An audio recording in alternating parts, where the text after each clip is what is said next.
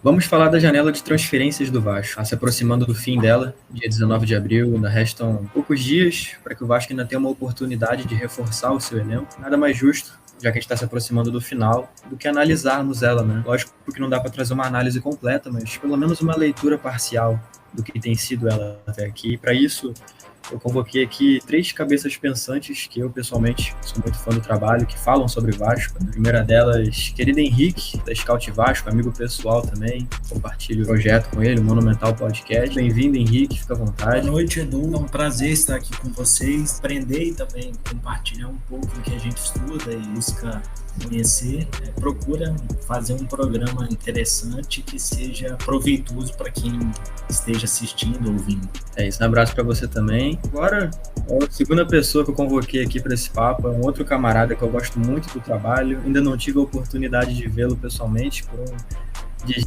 querido Matheus, da Estúdio Vasco, também seja muito bem-vindo. Boa noite, para mim é um prazer estar aqui, conhecer você, né, Eduardo, o Henrique também. Eu gosto muito do trabalho de vocês. Acho que o Henrique eu já conheço há um tempo, não, né, de conhecer mesmo pessoalmente, assim, mas do trabalho dele. E eu admiro muito também. Prazer estar aqui, assim, tentar ajudar de alguma forma, assim, com alguma opinião, mas isso. Terceiramente pensante que eu chamei aqui para esse papo é o querido Pedro Felipe, da News Colina, um dos caras que são mais carismáticos, né, desse meio de comunicação do Vasco. Vontade, Pedro, seja muito bem-vindo. Fala, rapaziada, beleza? Aqui quem fala é Pedro Felipe, do portal News Colina. É um dos administradores aí da página. Agradeço ao Eduardo pelo convite para falar aí sobre essa janela de transferência do Vasco da Gama, sobre o momento do Vasco. Enfim, não sei se vou conseguir falar muitas coisas boas, mas é importante a gente fazer essa análise para falar da nossa maior paixão.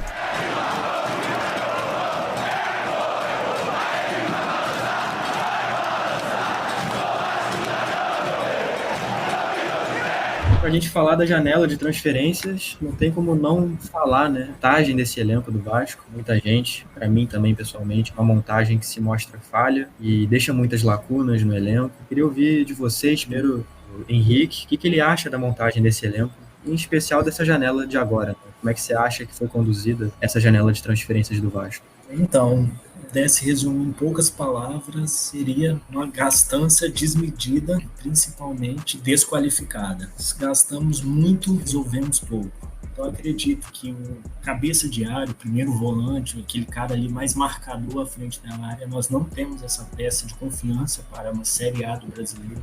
Não conseguimos, né, um substituto.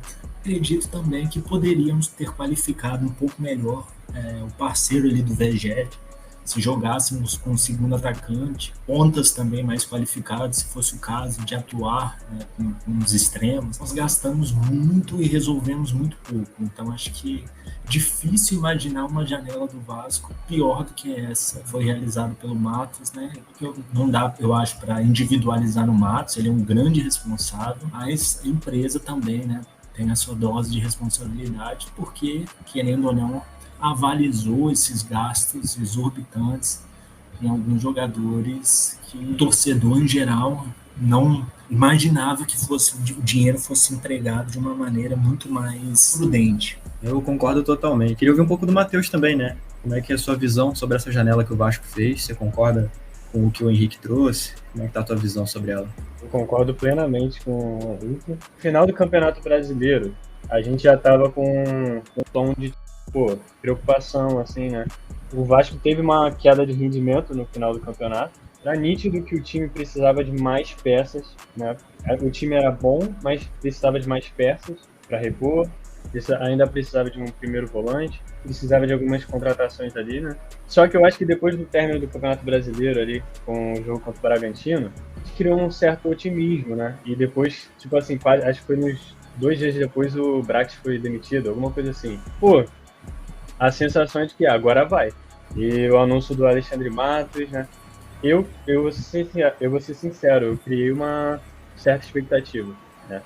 Mas a gente nunca mudou o tom lá na página de cobrança de que a gente iria cobrar, que o time precisava de reforço. Aquela coletiva do Lúcio Barbosa, né, do CEO, eu acho que criou uma expectativa também muito grande. Eu acho que hoje a gente cobra até baseado naquela entrevista, naquela coletiva dele, porque ele realmente criou uma expectativa de que o Vasco ia ser agressivo no mercado, mas, pô, contratando jogadores grandes, né? O Vasco foi agressivo, mas foi agressivo como o Henrique falou, né? O Vasco contratou peças que não solucionavam os problemas da equipe e o Vasco ainda perdeu jogadores, né? A gente está pior do que no final do Campeonato Brasileiro e isso é bem preocupante, né? Sim. Bom, concordo totalmente com o que o Matheus falou. Pedro, fica à vontade agora, dá a sua opinião. Bom, a minha opinião em relação a essa montagem de elenco do Vasco, ela é bem clara, assim, bem nítida. Não é nem montagem, porque o diretor executivo que viesse pro Vasco, que veio pro Vasco, nesse início de temporada, ele não teria que montar elenco nenhum. Quem montou o elenco foi o Paulo Brax. Esse é quem subiu da Série B de 2022 para a Série A de 2023. O Paulo Brax começou também, fez uma montagem inicial de elenco muito ruim, mas depois corrigiu a rota, fez as contratações que tinha que fazer, conseguiu montar uma espinha dorsal ali que seria no mínimo interessante no ano de 2024. Aí veio o Alexandre Matos, a gente acreditou, né, que ele acrescentaria as peças que estariam faltando, que o Vasco iria ao mercado de forma mais assertiva, gastando mais em jogadores com maior qualidade técnica, e o que não aconteceu, né? O mercado inicial do Vasco em 2024 é um mercado assim muito aquém, muito abaixo do esperado. O Vasco até contratou alguns bons jogadores, porque eu particularmente gosto do Sforza, acho um bom jogador, gosto do Galdames, também acho um bom jogador. João Vitor é um zagueiro também muito bom, que a minha única crítica em relação ao João Vitor é o preço pago nele, que o Vasco pagou um valor, acho que um pouco acima do mercado, um pouco não, bastante acima do mercado. Acredito até, inclusive, que se você fizer um levantamento aí, talvez de top 5 zagueiros mais caros da história do futebol brasileiro, acredito que o João Vitor possa estar ali figurando entre os mais caros aí. O Vasco gastou muito mal, o Vasco administrou muito mal o dinheiro, o orçamento inicial. No caso, o Alexandre Matos provou um erro crasso da 777, um cara que é um dirigente de clube associativo, que não se adaptou à SAF, não se adaptou ao modo que a 777 trabalha. Aí você também faz seus juízos de valor, se a 777 tem um modus operandi ruim que prejudica o Vasco, ou se o Alexandre Matos é um modus operandi muito amador, por assim dizer, que não tem muito contato com a área de scout, que tem mais contato com o empresário, que traz jogador da indicação dos amigos que são empresários. Não é esse juízo de valor que eu faço, apesar de ter minhas opiniões. O fato é, o Alexandre Matos não se adaptou à SAF, não se adaptou aos processos do Vasco da Gama e contratou jogadores à revelia. Trouxe jogadores que, por indicação, sem nenhuma análise, assim, jogadores que vieram de pessoas que são da confiança dele. Mas, enfim, não considero uma janela positiva, não considero esse mercado inicial do Vasco para 2024 um bom mercado. Eu acho que o Vasco deixou muito a desejar, trouxe bons jogadores, mas não atacou as carências de fato. O Vasco ainda segue com lacunas, o Vasco segue precisando de um primeiro volante, o Vasco segue precisando de um atacante de lado, um meia para ali suprir a ausência do Payet, que inclusive vai estar ausente aí nos próximos jogos. Enfim, o Vasco hoje ainda é um elenco com muitas lacunas que não foram preenchidas. O Vasco ainda por cima perdeu os jogadores, fez vendas que até achei que foram boas vendas. O Vasco fez vendas interessantes, tanto do Gabriel Peck quanto do Marlon Gomes, mas o apanhado geral disso tudo é que a janela de transferência do Vasco da Gama, pelo menos agora essa inicial, de janeiro, fevereiro, março, enfim, essa janela de início de temporada não foi uma boa janela, muito aquém do esperado, e o Vasco vai ter que correr atrás do prejuízo agora, nesse período aí que a gente está gravando aí, entre 1º de abril e 19 de abril, que é essa janela interna, né? O Vasco vai ter que correr atrás do prejuízo, não vai conseguir suprir todas as lacunas nessa janela, com certeza, e é isso, essa é a minha opinião sobre o mercado de transferência do Vasco. O Vasco perdeu 3 meses com o Alexandre Matos. O Vasco perdeu tempo, perdeu dinheiro, perdeu uma boa oportunidade de preencher as suas lacunas e começar a temporada aí com o pé direito, inclusive dando ao Ramon soluções que ele tanto pediu, né?